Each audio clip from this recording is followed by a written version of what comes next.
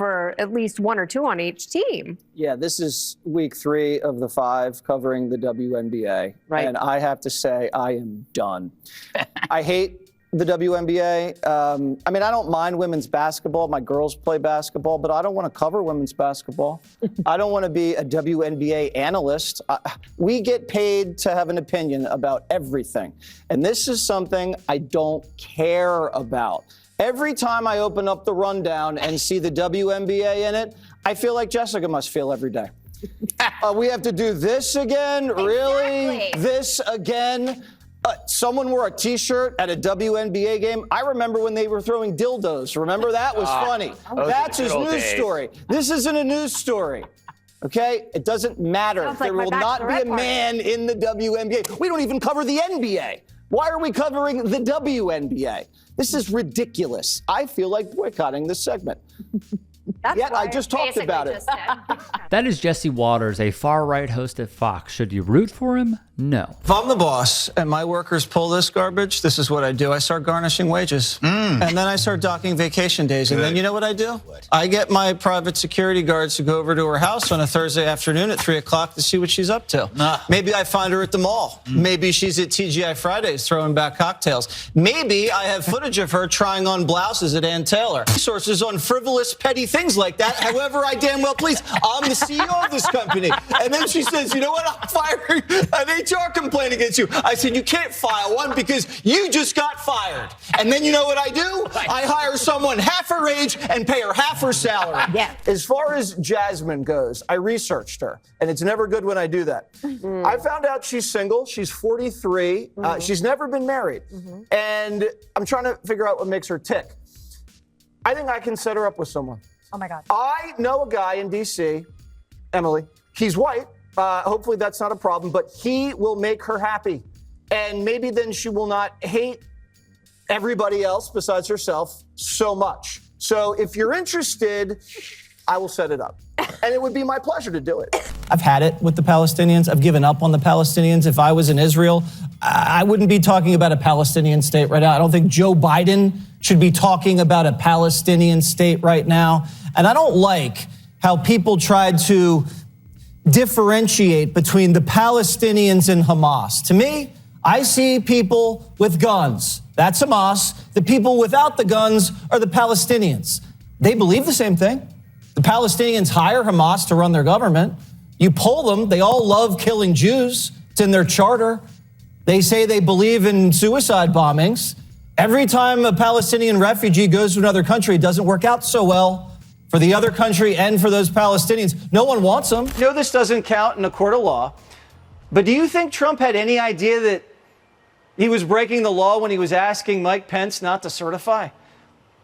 And how are you going to prove that Trump knew there wasn't any election fraud? And how are you going to prove that these were corrupt intentions if Trump thought he was doing the righteous thing? You can't. It was just politics. It's all politics. But on this subject, I am shocked to say he's right. Cunningham took an elbow to the face, watched the officials review the replay, and somehow walked away with a foul called against her. That's the latest bizarre moment involving one of the WNBA's most outspoken players, and it comes just days after Cunningham dared to say biological men don't belong in women's sports. Fox News, though, has gone from analyzing foul calls in the WNBA. The league doesn't have a problem with politics in sports. They have a problem with conservative politics in sports. And I will tell you, Sean, every time Sophie was on the court, every time she was subbed in, every time she threw up the ball, she was booed by the entire stadium virtually, bar me and Jen Say, who is sitting next to me, owner of XXXY Athletics. They're trying to do to her what they've done to people like me, what they do to people like you. They call you reprehensible, totally inaccurate things like racist. And I think that's at best. And they use violence against you at worst. But I will tell you that Sophie is absolutely unshakable. She is unwavering, and that makes her uncancelable. And that sort of confidence and courage that she exudes is certainly contagious. To the same crowd and the same network even. The same host who was talking about those foul calls on their new MAGA Barbie darling, Sophie Cunningham, stating, what is that? Oh, shut up and dribble. And now they advocate for them to speak out politically. Incredible irony. I think for us, It's not really a discussion we really have in our locker room. I think it's for leagues and the governing bodies to work with their athletes to find solutions, but our focus is on basketball, and that's what we talk about and how we can get wins, and obviously we didn't do that tonight, so we need to find an area to improve in that way. Do you have any, reaction to the... I just answered for you. Like when Caitlin Clark was asked about trans inclusion in sports, and she basically gave a non-answer. Here was the response from many on the right who expected more. All of this, along with the token female sideline reporters and the female analysts at halftime, it's an effort to make the game less appealing to the people the game was invented for to begin with. Lindsay, though worse than the average, even as far as female sports reporters go, is definitely not the only female to enter into this mostly male space and seek to feminize it. She wants the football stadium to be quiet and gentle, considerate, respectful of personal space.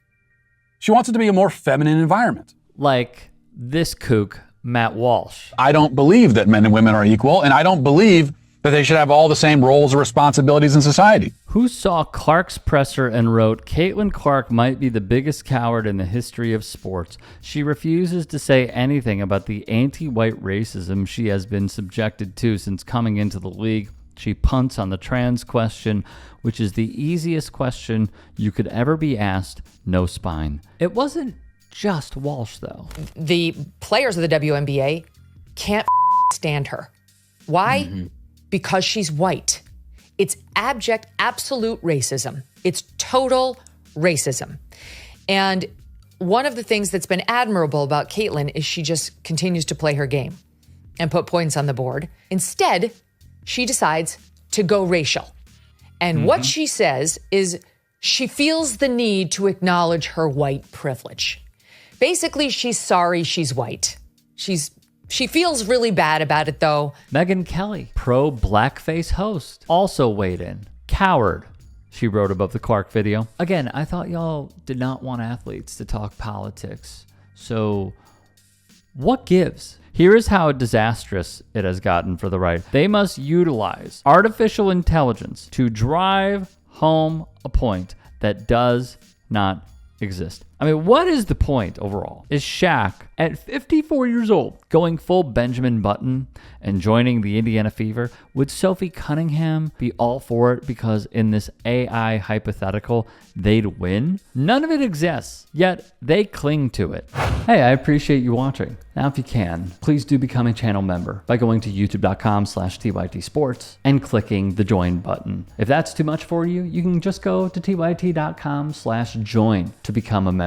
It helps all of us out here at the Young Turks and keeps our network afloat. In addition, you could follow me on my socials on Twitter, Instagram, and TikTok. Appreciate the love. Have a great day.